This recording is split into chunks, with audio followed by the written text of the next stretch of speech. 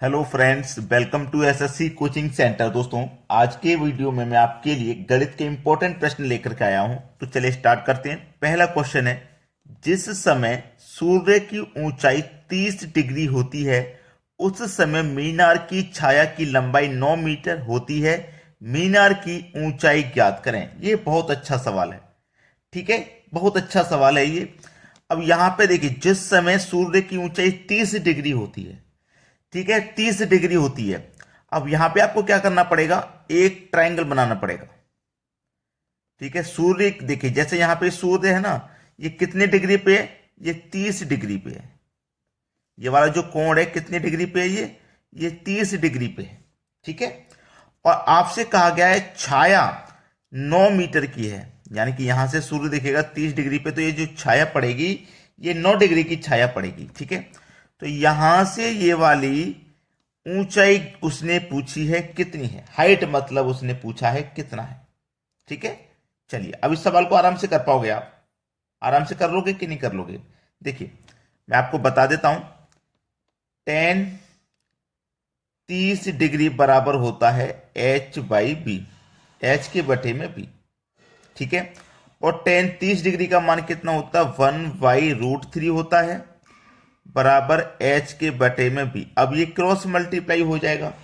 ठीक है, cross multiply हो जाएगा तो बी का मल्टीप्लाई 1 से रहेगा तो बी ही रहेगा, और √3 का मल्टीप्लाई एच से रहेगा तो ये √3 हो जाएगा। ठीक है, चलिए इधर कर लेते हैं। तो ये कितना हो जाएगा, एच का मल्टीप्लाई √3 से हो जाएगा तो एच √3 बराबर बी का मल्टीप्लाई 1 से रहेगा। ठीक है, तो बी का मल्टीप्लाई 1 से रहेगा तो एक बी ही रहेगा, और बी का मान आपके पास कितना है, 9।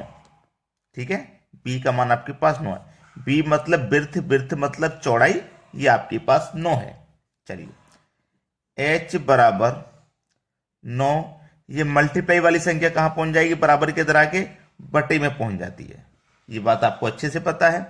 अब क्या करेंगे, ऊपर नीचे इसके कॉन्जुगेट से गुणा कर देंगे, यानी कि √3 डिवाइडेड बाई √3, इससे क्या कर देंगे, इसके कॉन्जुगेट से गुना कर देंगे। गुना कर दिया। चलिए अब देखिए, h बराबर, ये आपके पास 9 है। ठीक है, 9 गुने √3। अब देखना, यहां √3 का गुना √3 से हो जाएगा, √3 का गुना √3 से यहां पे हो जाएगा, तो ये केवल √3 रहेगा। ठीक है, अब यहां पे क्या करोगे आप, 3 से ये 9 कट जाएगा। देखो, 3 त्रिका 9, यहाँ पे √3 का गुना √3 से हो गया तो कितना हो गया, √9, और √9 का मान 3 हो जाएगा, तो 3 से 9 कट जाएगा 3 टाइम में। तो h की वैल्यू कितनी आएगी, 3 का गुना √3 से कर दो तो 3√3 मीटर। h का मान 3√3 मीटर, 3√3 मीटर, यानी कि पहला ऑप्शन प्रश्न का बिल्कुल सही जवाब है। आसानी से समझ में आ गया ना। चलिए अब देखते हैं अगला प्रश्न। अगला प्रश्न है, P एक कार्य को 9 दिन में कर सकता है, Q P से 50% अधिक सक्षम है, Q को उसी कार्य को करने में कितना समय लगेगा। दो व्यक्ति हैं यहां पे आपके पास, P एक कार्य को 9 दिन में कर सकता है, जबकि Q P से 50% अधिक सक्षम है। जो Q है वो P से, जो Q है वो P से 50% अधिक सक्षम है। अगर P काम 100% करता है, ये 50% अधिक सक्षम है, तो ये 150 कार्य करेगा। ठीक है, ये क्या है, इनकी क्षमता का अनुपात। और क्षमता का जस्ट अपोजिट होता है समय का अनुपात। अपोजिट में मतलब 100 इधर आ जाएगा, 150 इधर आ जाएगा, ये हो गया आपका समय का अनुपात। तो आपसे पूछ रहा था वो कितना समय लगेगा भाई, यही तो पूछा था। चलिए मैं कटाऊंगा, 50 से 2 बार में कट जाएगा, 50 से ये 3 बार में कट जाएगा। ठीक है, तो देखियो Q को कितना समय लग रहा है, 2 का समय लग रहा है। Q को कितना समय लग रहा है, 2 का समय लग रहा है, जबकि Q को उसी कार्य को पूरा करने में कितना समय लगेगा उसने ये पूछा है। Q को वही कार्य पूरा करने में कितना समय लगेगा, Q को कार्य समय कितना लग रहा है, समय का अनुपात निकल के आ गया भैया 2।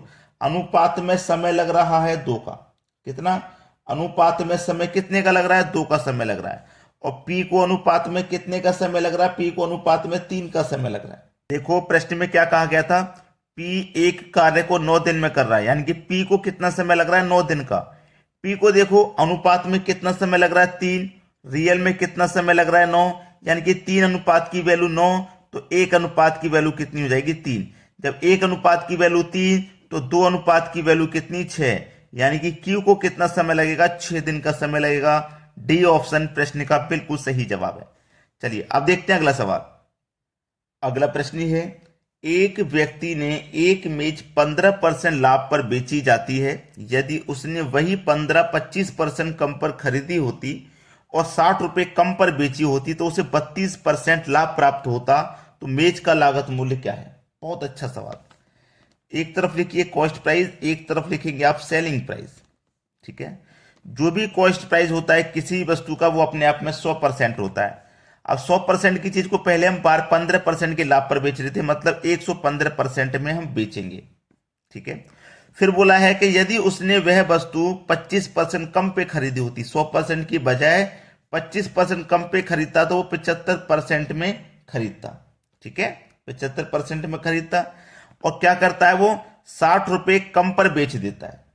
60 रुपए कम पर बेच देता है तो उसे 32% लाभ प्राप्त हुआ, 32% का लाभ। तो मैं क्या करूंगा, इस 75 को, ये जो 75 है ना, 32% का लाभ कब होगा? जब 100 की चीज को आप 132 में बेचेंगे। तो 75 की चीज को हम 132 में बेचेंगे, यानी कि 132% निकाल लेंगे। परसेंट का मतलब बटे में 100, 75 कट जाएगा 25 से 3 बार में, 100 कट जाएगा 25 से 4 बार में। ठीक है, कट गया ना। अब देखो 4 से में से कटाऊंगा, 4 त्रिक का 12, 1 बचेगा 12, 4 त्रिक का 12, 33 का मल्टीप्लाई 3 से कर दूंगा, 33 से का मल्टीप्लाई 3 से कर दूंगा, मतलब 99। तो यहाँ कितना निकल के आ जाएगा भाई 99%। मतलब कितनी में बेच रहा हूं परसेंट में? मैं 99% में बेच रहा हूं। पहले 75% में खरीदा, उसे 99% में मैं बेच रहा हूं। ठीक है, पहले 115 में बेच रहा था, अब कितने में बेच रहा हूं? 99% में बेच रहा हूं। तो 16% अब मैं कम में बेच रहा हूं, 16% कम में बेच रहा हूं ना। और रुपए में कितने कम में बेच रहा हूं? रुपए में 60 रुपए कम में बेच रहा हूं।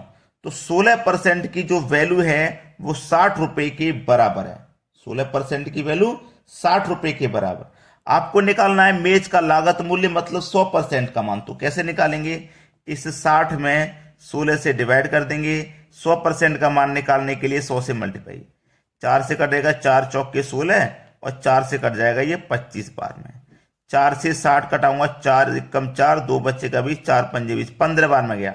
25 का और 15 का मल्टीप्लाई कर दो, 15 पंजे 75 का 5, कैरी का 7, 15 दुनी का 30 और कैरी का 7 जोड़ देंगे तो 37, यानी कि 375 उसका लागत मूल्य है।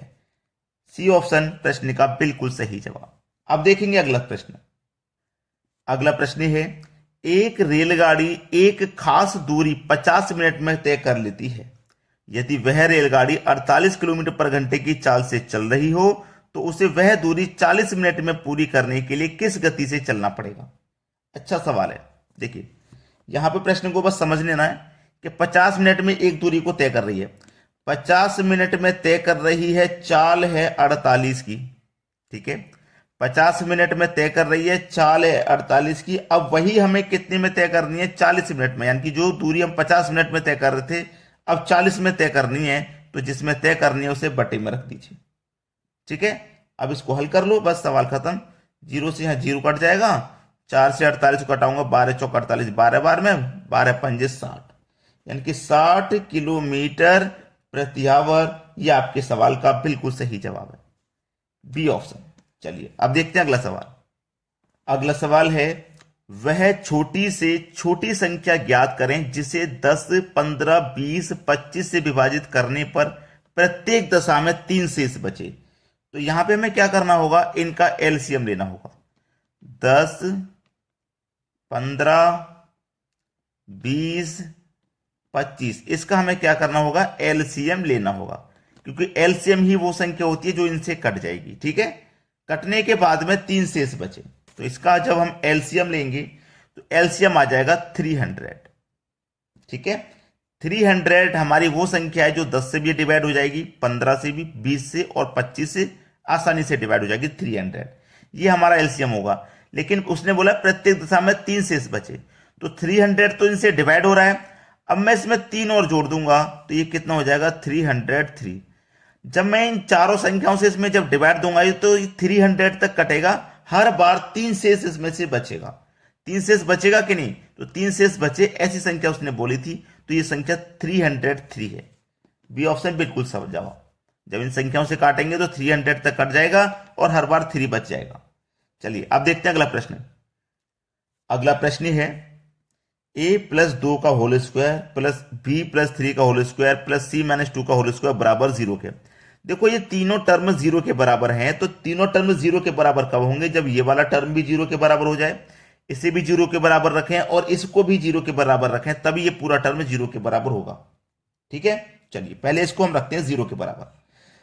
a प्लस 2 को हम 0 के बराबर रखेंगे तो a बराबर ये प्लस का 2 इधर आके माइनस का 2 हो जाएगा। ठीक है, इसको भी हम क्या करेंगे? 0 के बराबर रखेंगे, तो b प्लस 3 बराबर 0, तो b बराबर ये प्लस का 3 इधर आके माइनस का 3। इसको भी क्या करेंगे? 0 के बराबर रखेंगे, c माइनस 2 को 0 के बराबर रखा तो c बराबर माइनस का 2 इधर आके प्लस का 2। ठीक है, अब हमारे पास ए बी सी तीनों की वैल्यू, ए बी सी तीनों की वैल्यू है, ए की वैल्यू है माइनस का 2, बी की वैल्यू है माइनस का 3, तो माइनस और ये प्लस, तो माइनस प्लस माइनस रहेगा यानी कि माइनस का 3। अब ये प्लस और ये भी प्लस, तो ये प्लस का 2 रहेगा। ठीक है, माइनस का 2 प्लस का 2 कट जाएगा, बचेगा क्या? माइनस का 3। यही आपका आंसर हो गया। आसानी से कर पाओगे अब तो इनको। चलिए अब देखते हैं अगला सवाल। अगला प्रश्न है, देखो ये वाला टर्म, ये वाला टर्म और ये वाला टर्म 0 के बराबर है, तो 0 के बराबर कब आएगा? जब मैं इसको भी 0 के बराबर रखूंगा, इसको भी 0 के बराबर, इसको भी 0 के बराबर रखूंगा। तो देखो इसको मैं 0 के बराबर रखूंगा तो इसका मान कितना जाएगा? माइनस का 5। भाई प्लस वाली जो संख्या रहती है उसका मान माइनस में आता है और जो माइनस वाली रहती है उसका मान प्लस में आता है, तो इसका किस में आ जाएगा? प्लस का 5 और इसका प्लस का 8, यानी कि ए का मान -5, बी का मान प्लस का 5, सी का मान प्लस का 8। ए का मान रखो -5, बी का मान रखो +5, सी का मान रखो +8, बटे में 2 है। ठीक है, अब देखो माइनस का 5 प्लस का 5 कट जाएगा, बचेगा क्या? 8 के बटे में 2, 2 से 8 को डिवाइड कर देंगे, 4 आपके सवाल का बिल्कुल सही आंसर आ जाएगा। 4 क्या है? बिल्कुल सही जवाब। समझ में आ गया ना? चलिए अब देखते हैं अगला प्रश्न। अगला प्रश्न है 3a + 1 का होल स्क्वायर, ये वाला टर्म ये वाला, यानी कि तीनों टर्म 0 के बराबर हैं, तो हमें तीनों टर्म 0 के बराबर रखने होंगे। चलिए 3a + 1 को हम क्या करते हैं? 0 के बराबर रख देते हैं।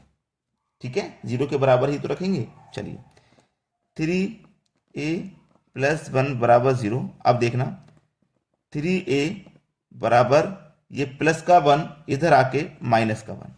ठीक है, तो a बराबर माइनस का 1, ये मल्टीप्लाई वाली संख्या इधर आके बट्टे में आ जाती है, तो a का मान कितना हो गया?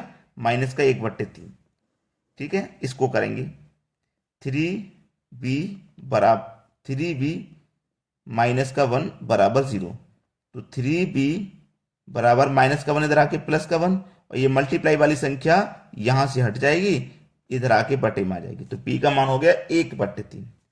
चलिए ये वाला टर्म भी 0 के बराबर आप रखेंगे, 5c प्लस का 2 बराबर 0, तो 5c बराबर प्लस का 2 इधर आके माइनस का 2, c बराबर माइनस का 2, मल्टीप्लाई वाली संख्या इधर बटे में आ जाएगी।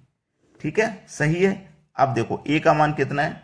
a का मान है माइनस का 1/3, b का मान है 1/3 और c का मान है आपके पास ये प्लस का c, ये माइनस का c, तो ये माइनस का आ जाएगा, प्लस माइनस माइनस होता है 2/5। अब देखिएगा माइनस का 1/3 प्लस का 1/3 कट जाएगा, माइनस का 2/5 बचा।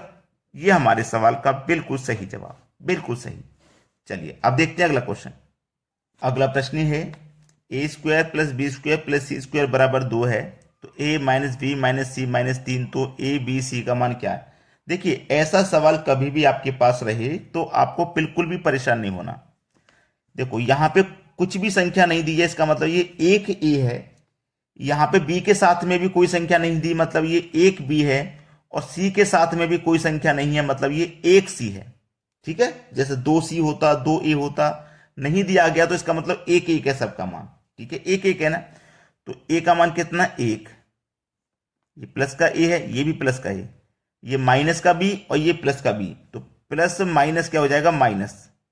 ठीक है, बी का मान भी 1, ये भी माइनस और ये प्लस, तो माइनस प्लस ये भी माइनस, सी का मान भी 1 है। अब देखो प्लस का 1 माइनस का 1 कट गया, तो आपके पास आंसर में बचा क्या, माइनस का 1, ये आपके पास आंसर बचा। बात ठीक है। चलिए अब देखते हैं अगला सवाल। अगला सवाल है, अभी अभी जो क्वेश्चन करके आ रहे हैं बिल्कुल वैसा ही है। ठीक है, तो यहां पे देखो एक ए है, एक बी और एक सी। ए का मान कितना है, 1, बी प्लस का, ये भी प्लस का, तो ये बी का मान भी 1 हो गया। ये माइनस और ये प्लस, माइनस प्लस माइनस का 1, तो देखो प्लस माइनस कट गया, बचा कितना, 1। इस बार जो आंसर आया वो प्लस का, पिछली बार माइनस का, इस बार प्लस का। तो आपको कोई गलती नहीं करनी है। ये संख्या आप देखोगे, इतना बड़ा सवाल है, ये तो सिर्फ आपको डर पाने के लिए है कि आप डर जाओ, लेकिन इतने से ही सवाल हो जाता है। तो आपने अभी तक लाइक नहीं किया वीडियो को, तो लाइक कर दें, और यदि शेयर नहीं किया तो शेयर कर दें, इतना काम जरूर कर दें। ठीक है दोस्तों, धन्यवाद।